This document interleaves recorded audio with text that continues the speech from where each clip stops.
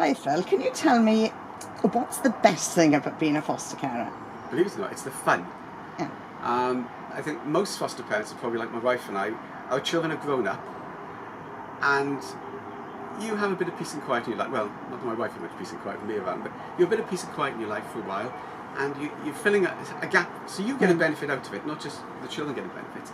But there's so much going on when you've got young fresh blood in the house, shall we say, kids doing the things that you used to do with your own children, except that you've read the book, you know how it works this time around. And obviously then there's a load of recreational activities, like fun days in places called in Pembrokeshire, for example, and things like that. So you get together with lots of other foster parents, and lots of other children, and you make a large circle of friends.